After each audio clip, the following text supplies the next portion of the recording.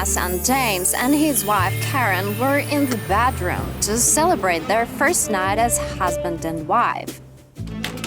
Surprise! Mommy's going to sleep with you. I put my bed next to theirs. The whole family is staying in my room. You wouldn't force your tired mommy to sleep in a motel, would you?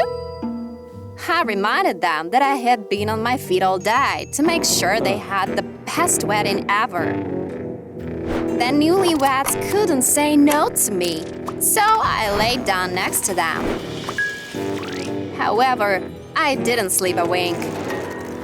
Soon I heard some rustling. The couple decided to get naughty. Son, I'm not feeling well. My heart. Your wedding was just too emotional. James was so worried that he left Karen alone.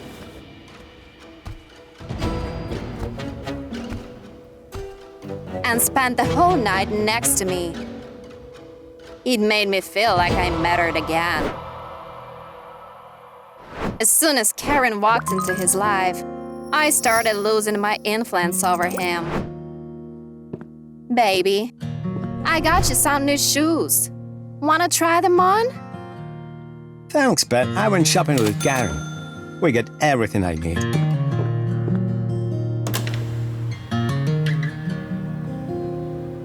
Karen was not worthy of my perfect son, but she proved to be quite persistent.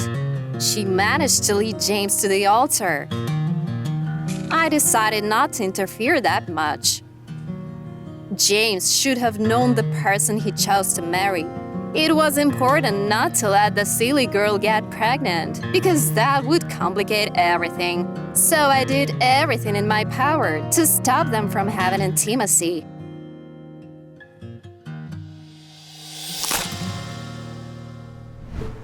James and Karen went camping for their honeymoon. We finally have some time for ourselves, far away from everyone.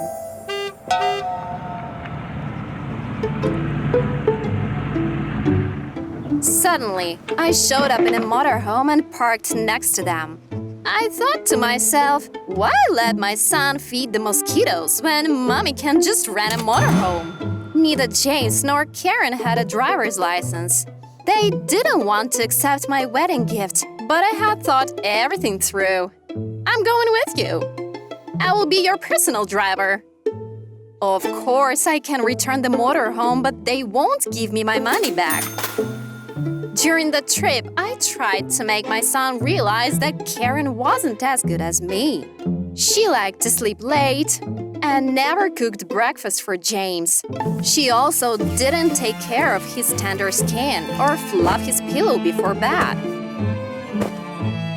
All of a sudden, the couple shocked me. They packed their backpacks and told me they were moving on.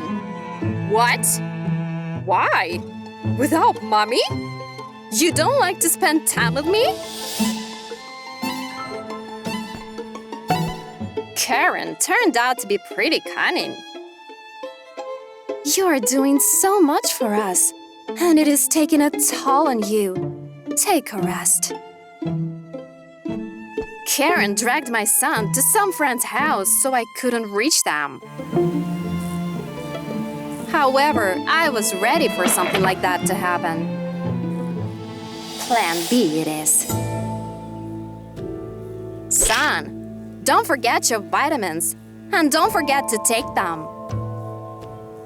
I replaced the vitamins in the bottle with pills that supposedly reduced a man's libido. You're amazing. You remember everything. I saw them again after their honeymoon, and I was sure that my son's intimate life had been destroyed, along with that meaningless marriage.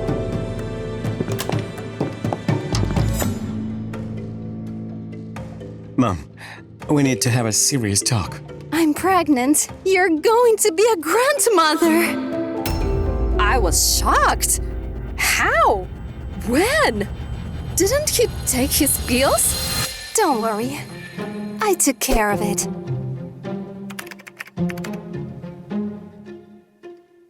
As it turned out, my daughter-in-law saw my browser history and found out about my plans.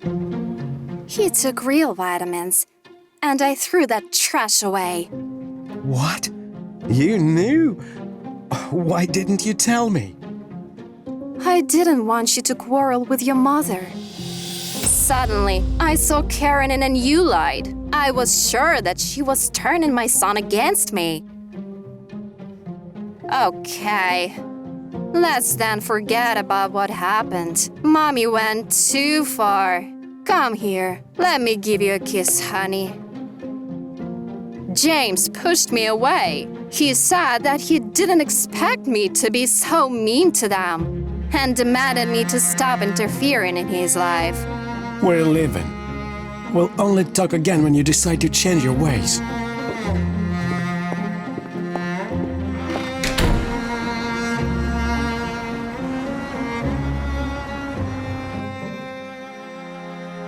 James harshly pointed out that he wasn't my property. But I couldn't let go of my son. My little boy.